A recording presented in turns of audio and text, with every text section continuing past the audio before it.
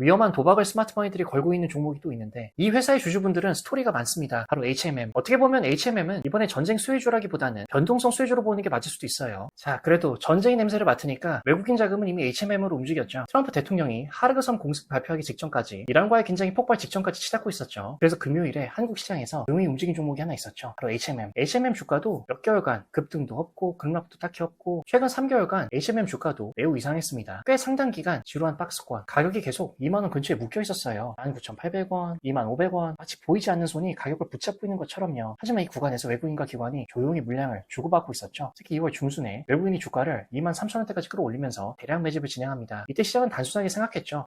해운 업황이 좋아지나? 하지만 진짜 이야기는 3월에 시작되죠. 3월 3일 HMM 주가가 20% 가까이 폭등합니다. 주가가 25,100원을 찍죠. 그리고 이 순간 한 기관이 미친듯이 매수합니다. 바로 연기금 무려 250억 가까이 고점에서 쏟아 부어요. 하지만 바로 그 순간 다른 플레이어가 조용히 빠져나가죠. 바로 외국인. 이날 그분들은 300억 가까이 가장 비싼 가격에 전부 던지고 나갑니다. 2월 내내 모은 물량을 연기금에게 떠넘긴 거죠. 그리고 다음날 주가는 15% 이상 폭락. 시장이 그제서야 이 함정을 깨닫습니다. 그리고 이상한 행동들이 그 이후에 시작되는데 폭락 이후에 주가가 다시 21,000원대로 돌아와요. 그리고 시장이 HMM을 잊기 시작하죠. 골수 팬분들을 제외하고요. 하지만 그때 외국인이 다시 등장합니다. 3월 10일, 11일, 12일 3일 연속 순매수 약 350억 원이 다시 들어와요. 고점에서 팔고 저점에서 다시 사는 완벽한 트레이딩이죠. 그런데 여기서 중요한 질문. 왜 외국인이 다시 돌아왔을까? 트럼프의 공습이 이어지고 호르무즈 해협의 긴장이 고조되면 이곳은 세계 원유 20%가 지나가는 해협이잖아요. 만약 여기서 군사 충돌이 벌어진다. 해운 시장이 즉각 반응하죠. 왜냐하면 전쟁은 항로를 바꾸기 때문이에요. 만약 호르무즈 해협이 위험해지면 선박들은 다른 길로 돌아가야 됩니다. 그 길이 어디냐? 아프리카, 희망봉 항로. 항해 시간이 2주 이상 늘어나요. 그 순간 발생하는 현상, 선박 부족, 운임 폭등, 컨테이너 운임 지수, SCFI가 튀어오르기 시작하죠. 그래서 시장에선 이런 말이 있습니다. 전쟁은 운임을 만든다. 외국인 자금은 뉴스를 보고 움직이지 않아요. 뉴스가 나오기 전에 움직입니다. 그리고 지금 그 돈이 다시 들어오는 곳이 바로 HMM. 폭등한 종목도 아니고 주도주도 아니에요. 그죠? 2만원 박스권에 갇힌 거대한 배. 하지만 만약 중동 긴장이 한 단계 더 올라간다. 상황이 완전히 뒤바뀌는 거죠. 하지만 HMM에는 하나의 거대한 장애물이 있죠. 3월 3일 고점에서 물린 연기금 250억. 이 물량이 25,000원 근처에서 거대한 저항선이 됩니다. 그래서 외국인이 주가를 급하게 올리지 않아요. 대신 25,500원, 21,500원 이 박스 안에서 천천히 물량을 모읍니다. 이걸 시장에서는 시간 조정이라고 부르죠. 지금 HMM은 폭등주도 아니고 폭락주도 아니에요. 단 하나의 상태, 상처 입은 거대함이죠. 연기금이 만든 상투를 수습하는 과정입니다. 하지만 동시에 외국인 자금은 조용히 돌아왔어요. 다만 왜 서두에 전쟁 수혜주라기보다는 변동성 수혜주로 보는 게 맞냐고 말씀드렸냐면 단기적으로는 호르무즈 길의 설치 뉴스가 지속되는 동안 보유가 유리할 수 있죠. 운임지수의 상승 때문에. 하지만 중기적 리스크로는 유가 상승이 CPI 쇼크로 이어지면서 금리 인하가 물 건너가는 순간 경기 침체 우려로 해운주가 가장 먼저 벌어질 거예요. 만약 미중 정상회담 일정 확정 뉴스가 뜨면은 그때가 HMM의 단기 고점일 확률이 90% 이상인 거죠.